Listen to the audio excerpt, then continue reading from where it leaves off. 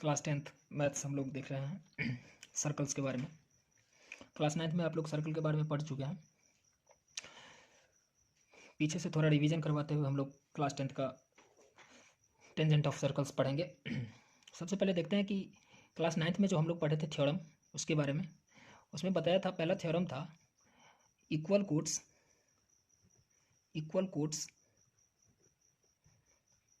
Of a circle subtend equal angles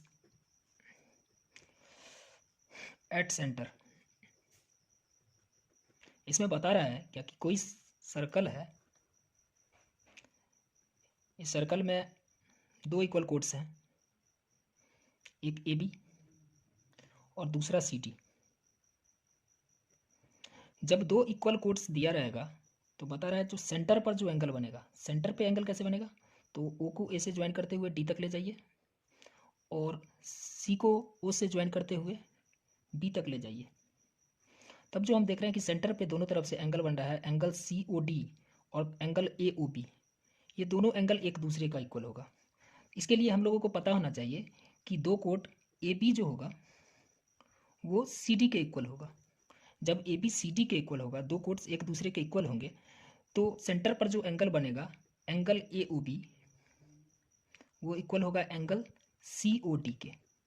तो ये statement आपको याद रहना चाहिए ताकि क्लास 10th में जो भी क्वेश्चन इससे रिलेटेड आए, इस कोड से और सेंटर से रिलेटेड क्वेश्चन आए, तो उसको आप लोग आसानी से सॉल्यूशन कर सकते हैं। दूसरा थ्योरम हम लोग पढ़े थे, the perpendicular from the centre of a circle to the chord bisect the chord। इसमें बता रहा है क्या कि कोई सर्कल है, इस सर्कल में एक कोड है ए बी। कोड जो ए बी है बता रहा है कि सेंटर से कोई लाइन जो इस कोड पे परपेंडिकुलर लाइन आएगा, सेंटर से परपेंडिकुलर लाइन जो इस कोड पे आएगा, इस कोड पे फॉल करेगा कोई भी परपेंडिकुलर लाइन जो सेंटर से आएगा, वो परपेंडिकुलर लाइन जो होगा इस कोड को दो इक्वली पार्ट में डिवाइड करेगा, मीन्स इस कोड को बाइसेक्ट कर देगा। तो यहाँ पे बता रहे the perpendicular from the centre of a circle, circle के सेंटर से जो परपेंडिकुलर लाइन आएगा वो सर्कल के कोड को दो इक्वली पार्ट में डिवाइड कर देगा। मीन्स ये हुआ कि अगर ओ एल परपेंडिकुलर है ए बी पे, तो हम लोग कहेंगे कि जो ए एल जो हो जाएगा वो एल बी के इक्वल हो जाएगा। ये भी एक इम्पोर्टेंट थ्योरम है जो आप लोगों को याद रखना चाहिए। तीसरा थ्योरम के बारे में हम लोग देखते हैं क्लास 9th का। तीसरे थ्योरम में बता रहा है equal chords of a circle are equidistant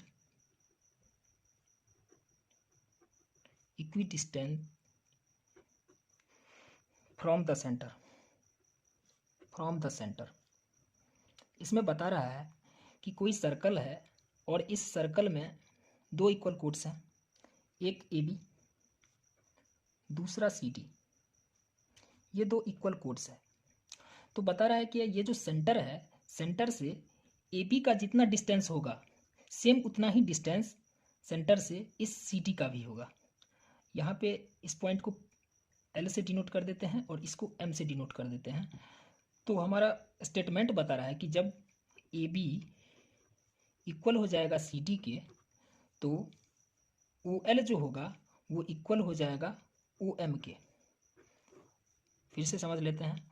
बता रहा है कि जब किसी सर्कल में दो कोड्स इक्वल होंगे तो सेंटर से दोनों कोड का जो डिस्टेंस होगा वो एक दूसरे का इक्वल होगा। तो ये तीन थ्योरम है जो आप लोगों के लिए इम्पोर्टेंट है और क्लास 9th के लिए ये ज़्यादा इम्पोर्टेंट है, और 10th में आप लोगों को इससे रिलेटेड कुछ क्वेश्चन मिलेंगे, कुछ प्रॉब्लम वहाँ देखने को मिलेगा, इसलिए इसको आप लोग समझ लेंगे। अब आगे हम लोग देखते हैं टेंजेंट ऑफ सर्कल क्या होता है। इसके लिए आप ये 3 फिगर है, इस तीनों फिगर को ऑब्जर्व कीजिएगा।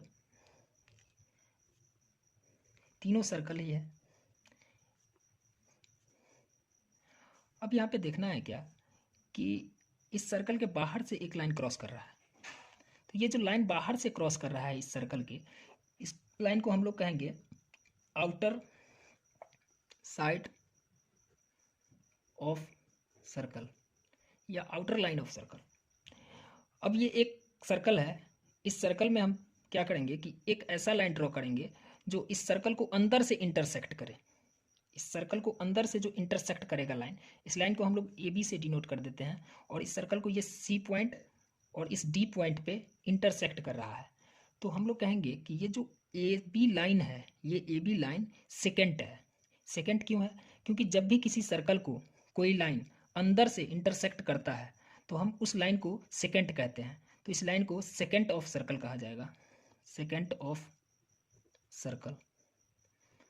अब ये एक तीसरा लाइन है, इस लाइन को जब हम लोग ये एक तीसरा सर्कल है, इस सर्कल को जब हम लोग एक ऐसे लाइन से टच करवाएंगे जो सर्कल को बाहर से सिर्फ एक ही पॉइंट पे टच करता हो, सर्कल को ये लाइन बाहर से सिर्फ एक ही पॉइंट पे टच कर रहा हो, तो इस लाइन को हम लोग टेंजेंट ऑफ सर्कल कहेंगे, टेंजेंट ऑफ सर्कल, जिसके बारे में हम लोगों को इस क्लास 10th में चैप्टर में पढ़ना है। तो ये आपका टेंजेंट ऑफ सर्कल है। टेंजेंट ऑफ सर्कल के बारे में आप लोगों को समझना होगा कि टेंजेंट ऑफ सर्कल जो होता है वो सर्कल को बाहर, एक ऐसा लाइन जो सर्कल को बाहर से टच करता हुआ जाता है। तो ये एक ऐसा ए बी लाइन है जो सर्कल को बाहर से टच करते हुए जा रहा है, तो इसको हम लोग टेंजेंट ऑफ सर्कल करेंगे, टेंजेंट ऑफ सर्कल कहेंगे। टेंजेंट ऑफ सर्कल जो है वो बाहर से सिर्फ एक ही जगह पे टच करता है। यहाँ पे दिख रहा होगा कि ये बहुत सारे जगह पे टच कर रहा है, यहाँ से लेके यहाँ तक, लेकिन ऐसा नहीं है, ये सिर्फ एक ही जगह पे टच करना है। तो टेंजेंट ऑफ सर्कल के बारे में ही हम लोगों को इस चैप्टर में पढ़ना है। अब हम लोग क्लास 10th का एक थ्योरम देखते हैं। क्लास 10th का थ्योरम क्या कहता है,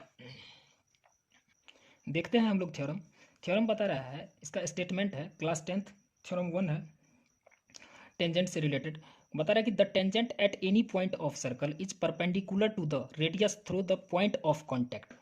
इसमें बता रहा है कि सर्कल का रेडियस जो होगा वो टेंजेंट के किसी भी पॉइंट ऑफ कॉन्टैक्ट के पर परपेंडिकुलर होगा। सर्कल का रेडियस, जो सर्कल का रेडियस है, ये एक सर्कल है, ये एक सर्कल है, और इस सर्कल में ये टेंजेंट है, ये टेंजेंट है। इस टेंजेंट को हम लोग ए बी से डिनोट कर देते हैं।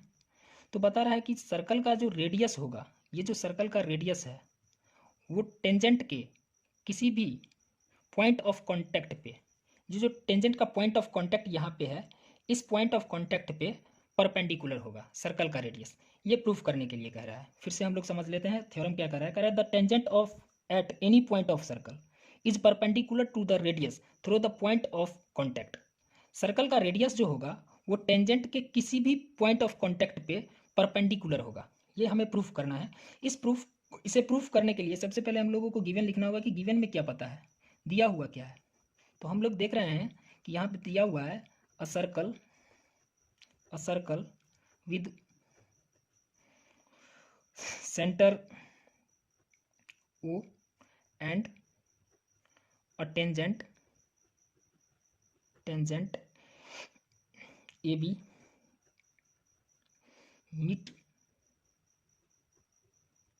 at P। हम देख रहे हैं कि एक सर्कल दिया गया है जिसमें एक टेंजेंट AB है जो P पॉइंट पे मीट कर रहा है सर्कल को। अब हम लोगों को प्रूफ करना है, हम लोगों को प्रूफ क्या करना है कि OP जो होगा वो परपेंडिकुलर होगा AB पे। ये हम लोगों को प्रूफ करना है। अब प्रूफ कैसे करेंगे देखते हैं हम लोग। इसके लिए थोड़ा सा ध्यान रखना होगा। ध्यान क्या रखना होगा कि एक बेसिक कॉन्सेप्ट है ज्योमेट्री का कि किसी भी लाइन पे जो शॉर्टेस्ट डिस्टेंस होगा, किसी भी लाइन पे जो शॉर्टेस्ट डिस्टेंस होगा वो उस लाइन पे परपेंडिकुलर होगा। किसी भी लाइन पे जो शॉर्टेस्ट डिस्टेंस होगा उस लाइन पे, वो उस लाइन पे परपेंडिकुलर होगा। किसी भी लाइन का जो शॉर्टेस्ट डिस्टेंस होगा वो उस लाइन पे परपेंडिकुलर होगा। तो देखते हैं इसके लिए क्या करना होगा कि आपको जो है सो इस ओ पॉइंट को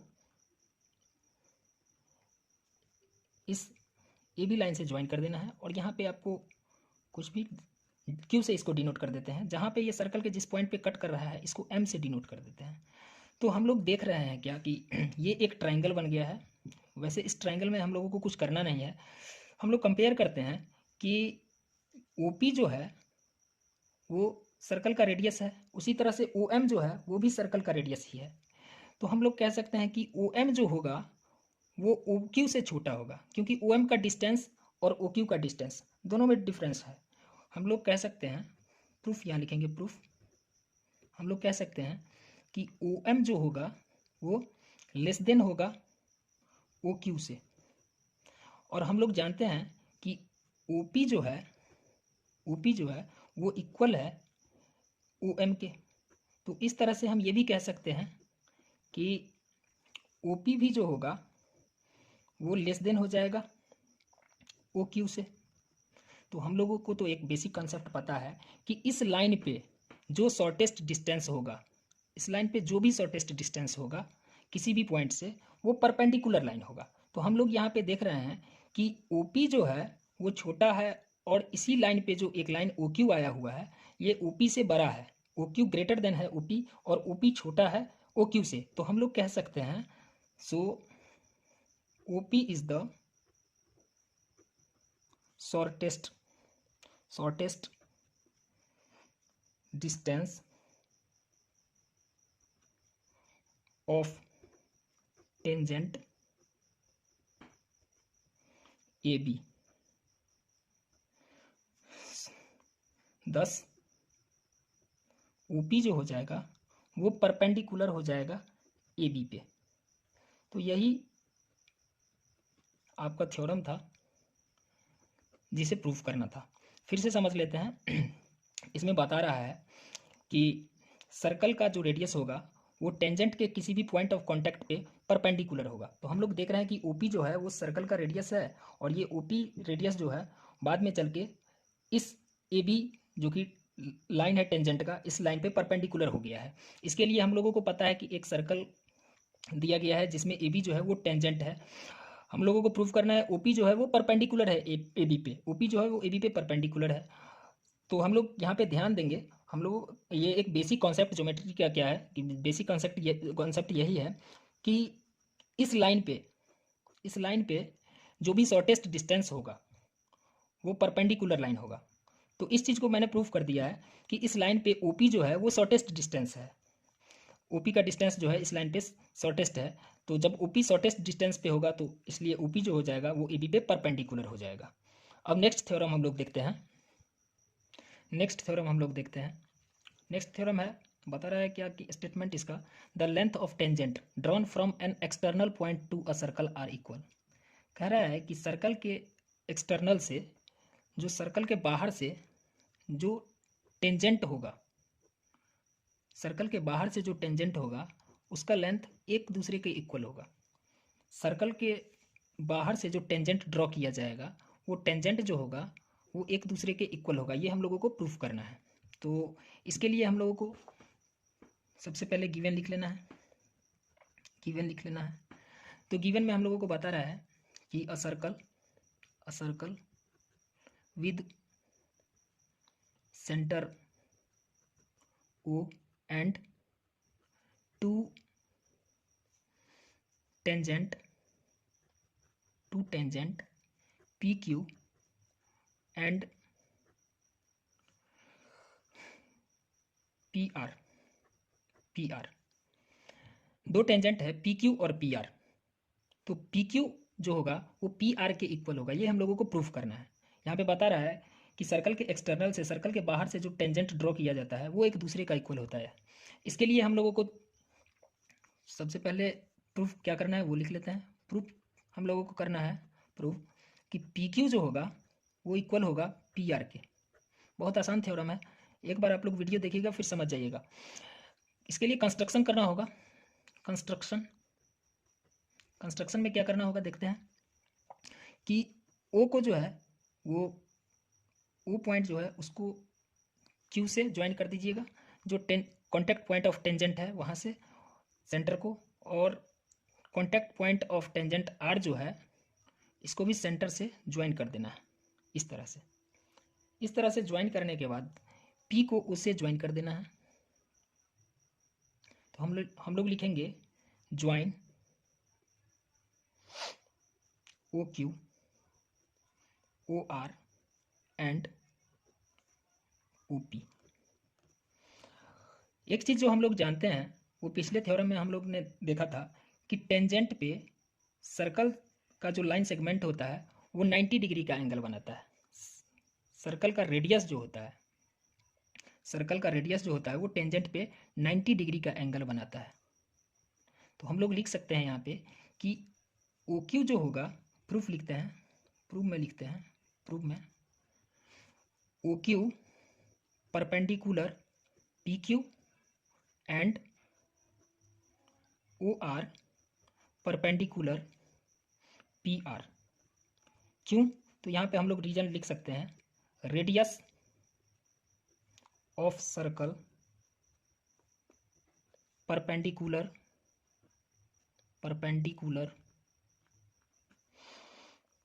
to tangent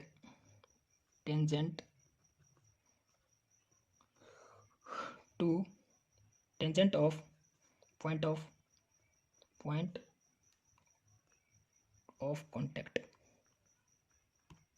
point of contact. तो यहाँ पे बता रहा है क्या कि रेडियस जो होता है, वो सर्कल का जो रेडियस होता है वो टेंजेंट जो जहाँ पे पॉइंट ऑफ कांटेक्ट होता है, जहाँ पे पॉइंट ऑफ कांटेक्ट हो, उस पॉइंट ऑफ कांटेक्ट पे रेडियस जो होता है वो परपेंडिकुलर होता है, मीन्स 90 डिग्री का एंगल बनाता है। अब हम लोगों को प्रूफ करना है जैसे कि हम लोग जानते हैं कि ओ क्यू जो है वो परपेंडिकुलर है पी क्यू पे, और ओ आर जो है वो परपेंडिकुलर है पी आर पे। तो हम देख रहे हैं कि यहाँ पे दो ट्राइंगल बन रहा है, triangle P O Q and triangle P O R. अब इस दोनों ट्राइंगल को हम लोग कॉन्ग्रेंट कर सकते हैं। इसको कॉन्ग्रेंट करना बहुत आसान है। हम लोग जानते हैं कि ओ क्यू इक्वल होगा ओ आर के। अब दो ट्राइंगल को कॉन्ग्रेंट करना आप लोगों को आना चाहिए, अदरवाइज बहुत सारे ऐसे क्वेश्चन होंगे ज्योमेट्री में जो आप लोगों से नहीं बनेगा।